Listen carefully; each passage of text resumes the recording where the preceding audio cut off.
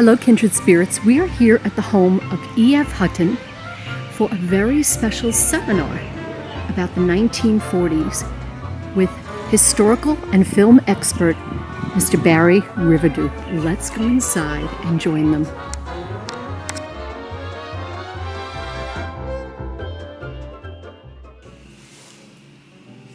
I have the honor of speaking to film expert and historian, Mr. Barry Rivadue. Barry, thank you so much for just taking a few minutes out. And we're just talking about, quickly, the 1940s. And first, I noticed that hat. That's called a Homburg hat, Yes. isn't it? Yeah. Now, why that hat? Because in the 1940s, men always wore fedoras. So tell us about that. As it happened, I'm a movie nut, and one of my favorite movies is The Godfather. Now that begins in the year 1945, and what do you know, Marlon Brando is wearing a Homburg. Oh my goodness. And it looks far better on him than me, but nonetheless, I thought it would suit the occasions. Wow, that is so interesting.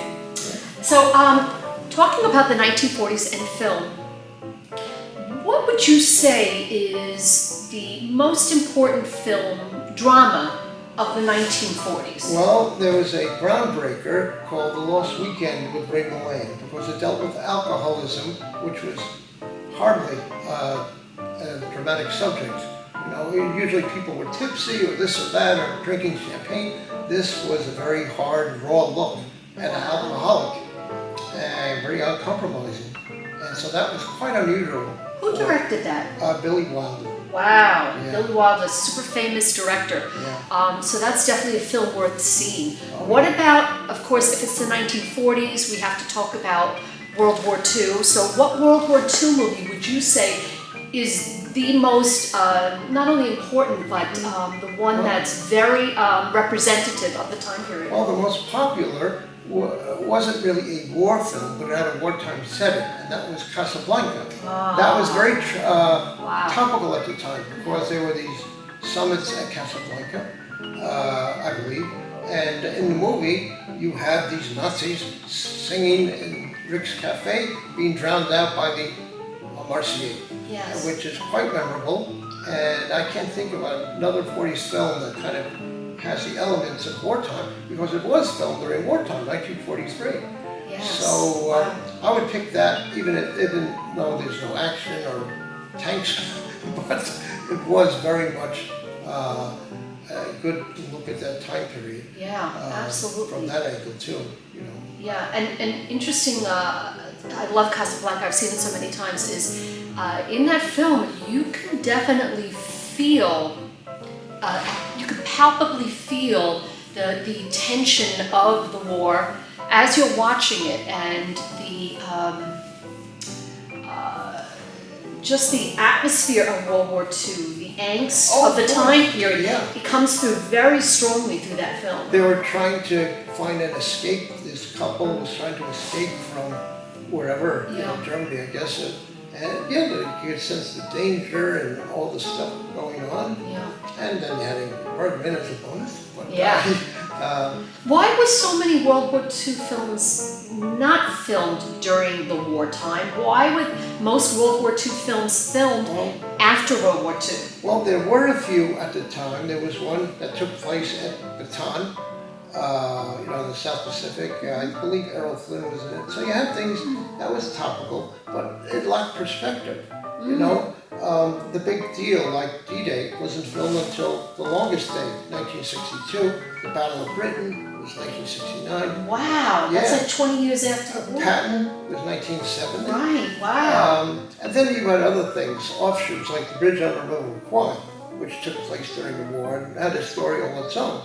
But you needed a little bit of perspective, although there were some films like that by the end of the 40s, like Battleground, or I forget some titles. But during the thick of the war itself, probably one of the most popular, inadvertently, was Yankee Doodle Dandy with James Cagney, because it's so patriotic. Yes. And they started filming that just as Pearl Harbor broke out. Oh, wow. So they had this dedication to, okay, George M. Cohan, Yankee Doodle Dandy, your grand old flag, hey!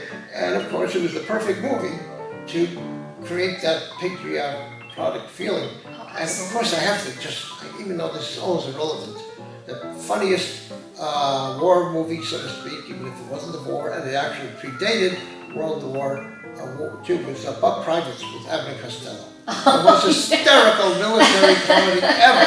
Yes. Yeah. Oh, it's great. So I always have to, because I'm also going to be talking Abbott and Costello soon, so, you know. We spoke about war movies, dramas, and you mentioned the comedy. What about romance? World War II romance. What would you recommend? There's so many. Well, Filmed in the 40s. yeah. I'm going to answer that indirectly.